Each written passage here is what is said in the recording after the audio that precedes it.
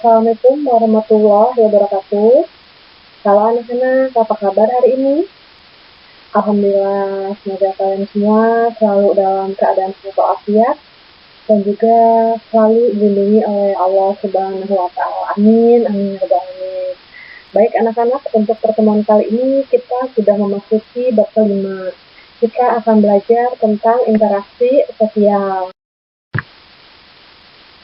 Untuk poin-poin yang akan dipelajari pada bab ini yaitu yang pertama tentang interaksi sosial, kemudian proses interaksi sosial, yang ketiga jenis-jenis interaksi sosial, kemudian syarat terjadinya interaksi sosial, faktor pendorong terjadinya interaksi sosial, dan juga bentuk-bentuk interaksi sosial.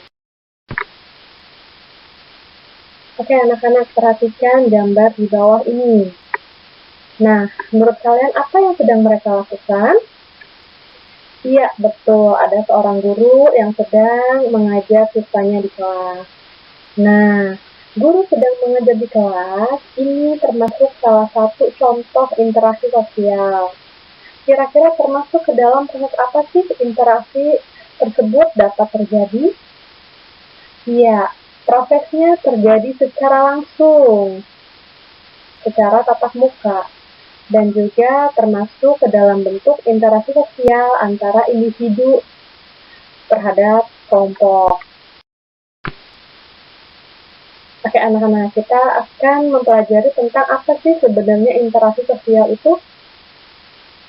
Nah, interaksi sosial adalah hubungan timbal balik berupa aksi saling mempengaruhi antara individu dan individu, antara individu dan kelompok, dan juga antara kelompok dengan kelompok. Nah, kemudian di sini ada proses terjadinya interaksi sosial. Proses terjadinya interaksi sosial ada dua, yaitu secara langsung dan juga secara tidak langsung. Nah, bedanya apa? Secara langsung artinya interaksi yang dilakukan melalui tatap muka maupun melalui alat bantu komunikasi. Sedangkan secara tidak langsung, artinya interaksi yang dilakukan melalui perantara pihak ketiga. Untuk lebih jelasnya, kita simak foto atau gambar berikut. Nah, perhatikan gambar berikut anak-anak. Gambar di samping ini termasuk kontak sosial atau interaksi sosial secara langsung, face to face, terjadi secara tatap muka. Ya, ini berarti termasuk ke dalam proses interaksi secara langsung. Nah, ini adalah contoh interaksi secara tidak langsung. Perhatikan gambar A dengan gambar B. Nah, untuk contoh kasusnya di sini misalnya, ketika ibu guru mengajar di kelas, Ica izin tidak masuk sekolah karena sakit. Kemudian ibu guru berpesan melalui Doni agar Ica mengerjakan tugas yang disampaikan di kelas. Ilustrasinya seperti ini. Di gambar A, Ica tidak masuk sekolah. Ibu guru menyampaikan melalui Doni untuk disampaikan kepada Ica di gambar B. Itu contoh ilustrasinya antara Ica dengan Doni. Doni sedang menyampaikan pesan yang disampaikan oleh ibu guru kepada Ica. Nah, Doni ini termasuk perantara ketiga ya anak-anak. Jadi tidak secara langsung. Contoh lain misalnya, ibu menyampaikan kepada sopir untuk disampaikan kepada Ica bahwa hari ini jangan pulang telat. Nah, sopirnya itu termasuk perantara ketiga. Paham ya anak-anak ya? Oke, selanjutnya jenis-jenis interaksi sosial. Perhatikan ada gambar 3, ya, ada 3 gambar. Gambar pertama, gambar kedua, dan juga gambar ketiga. Untuk gambar pertama, ini termasuk jenis interaksi yang terjadi antara individu dengan individu, ya anak-anak. Kemudian, gambar yang kedua, ini termasuk jenis interaksi antara individu dengan kelompok. Ya, contohnya ibu guru sedang mengajar di kelas, ataupun misalnya pada saat upacara, pembina sedang melakukan amanat upacara kepada peserta upacara, gitu ya. Kemudian gambar ketiga ini adalah jenis interaksi sosial antara kelompok dengan kelompok, contohnya pertandingan sepak bola. Kelompok A melawan kelompok B, ataupun pertandingan bola basket misalnya. Gitu ya. Jadi jenis-jenis interaksi sosial di sini ada 3. Yang pertama individu dengan individu, kemudian individu dengan kelompok, dan yang terakhir adalah kelompok dengan kelompok. Nah, kemudian cara terjadinya interaksi sosial ada 2. Yang pertama yaitu kontak sosial, dan yang kedua yaitu komunikasi. Nah, kontak sosial ini adalah bersama-sama menyentuh. Ya, contohnya seperti berjabat tangan secara langsung, itu kalau yang tanpa perantara ya. Kalau yang tidak langsung, misalnya dengan perantara melalui TV, radio, dan juga lain-lain. Nah, terjadinya antara apa? Antara individu, juga bisa jadi antara kelompok, dan juga bisa terjadi antara individu dengan kelompok. Itu adalah kontak. Dan yang kedua yaitu komunikasi. Nah, apa sih itu komunikasi? Komunikasi ini adalah proses memberi tafsiran pada perilaku orang lain. Nah, ciri-cirinya apa? Yang pertama, melibatkan lebih dari satu orang. Kemudian terjadinya komunikasi, punya maksud dan tujuan yang jelas. Kemudian yang terakhir adalah dipengaruhi oleh faktor waktu yang menentukan aksi atau reaksi yang berlangsung. Sampai sini bisa dipahami anak-anak? Oke, lanjut ya. Oke, selanjutnya faktor pendorong interaksi sosial. Ada 5 faktor. Yang pertama yaitu imitasi, kemudian identifikasi, simpati, empati, dan yang terakhir yaitu ada sugesti. Untuk lebih jelasnya apa sih itu imitasi, identifikasi, simpati, empati, dan sugesti? Mari kita lihat penjelasan berikut. Nah, untuk imitasi sendiri, ini adalah tindakan meniru sikap, cara bicara, kemudian perilaku, ataupun penampilan seseorang. Kita lihat di situ yang gambar pertama, ya. Ada seseorang yang sedang mengidolakan artis misalnya. Nah, dia meniru tuh dari mungkin meniru cara berpenampilannya, memakai topi, memakai kacamata, dan juga memakai syal. Kemudian gambar yang kedua, seorang anak yang sedang meniru perilaku ayahnya, sedang mencukur jenggot misalnya, anak tersebut mengikuti. Dan yang ketiga yaitu gambar ada seorang remaja yang sedang minum minuman keras. Ya, itu termasuk imitasi negatif, ya, penjelasannya ada di bawah. Nah, imitasi positif ini apabila yang ditiru itu misalnya berperilaku baik, maka itu disebut imitasi positif. Sedangkan imitasi negatif apabila individu atau kelompok yang ditiru berperilaku tidak baik, seperti contoh pada gambar nomor 3 ya, anak-anak ya. Itu adalah pengertian dari imitasi. Oke, kemudian selanjutnya yaitu sugesti. Sugesti yaitu pemberian pengaruh pandangan seseorang kepada orang lain dengan cara tertentu sehingga orang tersebut mengikuti pandangan atau pengaruh tersebut tanpa berpikir panjang. Baik, di situ ada contohnya. Ketika seorang calon presiden, contohnya sedang beraksi atau mungkin sedang menyalonkan dirinya menjadi calon presiden. Dia sedang berjanji, misalnya sekolah gratis dan lain sebagainya. Nah, pengikutnya otomatis akan memilih dia, nak, gitu ya. Contoh lain lagi, misalnya kamu sedang menonton televisi, di situ ada iklan, ya, ada iklan obat batuk. Nah, tidak sengaja kamu juga pada saat itu sama lagi batuk juga. Kemudian ada iklan obat batuk, kamu terpengaruh untuk membeli obat tersebut.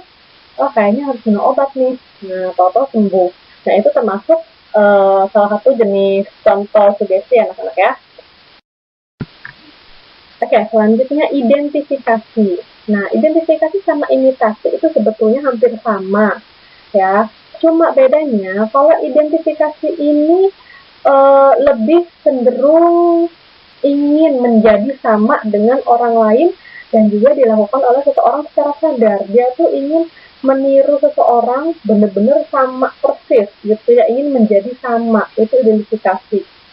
Kalau imitasi hanya sekedar meniru saja, sedangkan identifikasi itu keinginan dalam diri seseorang untuk menjadi sama dengan orang lain gitu ya, karena kayak bedanya di situ.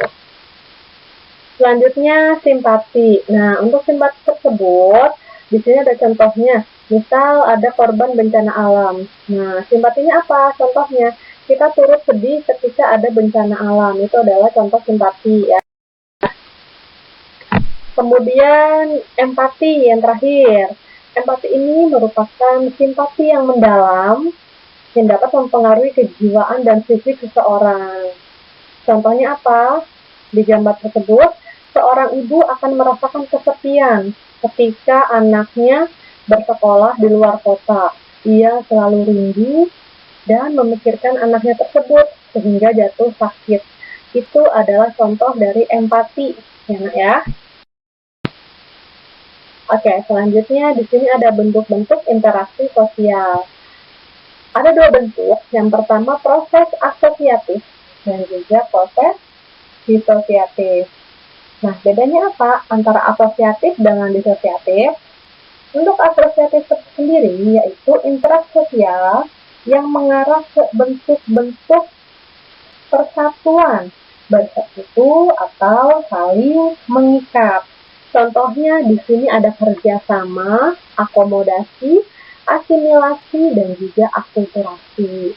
Nah, untuk kerjasama sendiri kami sudah tahu ya anak-anak, contohnya misal kerja kelompok, ataupun juga kerja bakti, membersihkan selokan, ya itu adalah contoh kerjasama. Nah, untuk akomodasi sendiri, ini artinya adalah proses penyesuaian sosial antara individu dan kelompok-kelompok manusia untuk meredakan pertentangan atau pertikaian. Nah, untuk singkatnya akomodasi seperti ini. Jika ada teman yang sedang bertengkar atau berkonflik, nah kemudian pihak ketiganya ini melerai, nah itu namanya akomodasi anak-anak ya. Jadi tujuannya apa akomodasi itu? Tujuannya untuk mencapai keharmonisan dalam kehidupan supaya tidak ada lagi yang namanya pertentangan ataupun pertikaian. Nah, selanjutnya yaitu asimilasi. Asimilasi adalah proses sosial yang timbul bila ada kelompok masyarakat dengan latar belakang kebudayaan yang berbeda saling bergaul secara intensif dalam jangka waktu yang lama. Sehingga apa? Kebudayaan yang aslinya lama-kelamaan akan hilang dan muncul kebudayaan baru gitu ya. Contoh singkatnya seperti ini, bercampurnya dua budaya. Nah, budaya lamanya hilang tuh, muncul budaya baru, itu adalah asimilasi. Sedangkan akulturasi adalah percampuran dua budaya atau lebih namun tidak menghilangkan budaya aslinya. Gitu ya, antara asimilasi sama akulturasi perbedaannya adalah kalau asimilasi menghilangkan budaya lama, muncul budaya baru, sedangkan akulturasi itu tidak menghilangkan budaya aslinya. Itu adalah contoh-contoh dari proses asosiatif. Kemudian apa itu disosiatif? Nah, disosiatif ini artinya interaksi sosial yang mengarah pada suatu pertentangan, pertikaian, bahkan sama sekali tidak menghasilkan suatu interaksi sosial. Contoh-contohnya yang pertama seperti persaingan, kontravensi, dan juga pertentangan atau konflik. Nah, persaingan contohnya apa? Contoh misalnya lomba lari maraton, ya itu berarti persaingan itu secara sehat.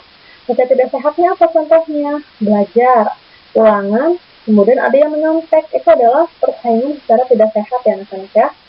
Oke, kemudian kontravensi. Nah, kontravensi sendiri artinya bentuk interaksi sosial yang berada di antara persaingan dan juga pertentangan. Contohnya ada di buku paket halaman 121. Di situ ada salah satu mahasiswa, gerombolan mahasiswa yang sedang unjuk rasa atau demo. Nah, itu termasuk salah satu contoh kontravensi yang ditujukan kepada pihak tertentu. Oke, kemudian yang terakhir adalah pertentangan atau konflik.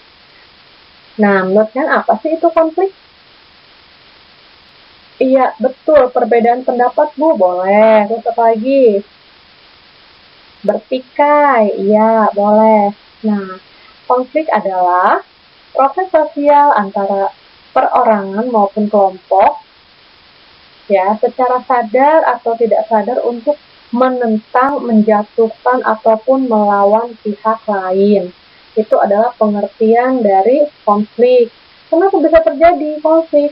Tadi yang pertama, adanya perbedaan pendapat, kemudian terjadinya perselisihan yang berkepanjangan, kemudian mungkin adanya perbedaan benturan kepentingan, dan yang terjadi adalah berbeda sistem nilai dan juga norma. Itu adalah bentuk-bentuk interaksi sosial. Oke, sampai sini ada yang ingin ditanyakan? Oke, tidak ada ya, Nah. Semoga pertemuan kali ini bermanfaat untuk kalian semua. Untuk terakhir, yaitu ada tugas IPS, ya. Ada 5 soal, silakan kalian kerjakan, kemudian langsung dikirim via Google Form. Nanti linknya akan saya bagikan di grup kelas masing-masing. Baik, anak-anak, sekian dari Ibu. Mohon maaf apabila ada kesalahan. Semoga bermanfaat, tetap jaga kesehatan di rumah. Terima kasih. Wassalamualaikum warahmatullahi wabarakatuh.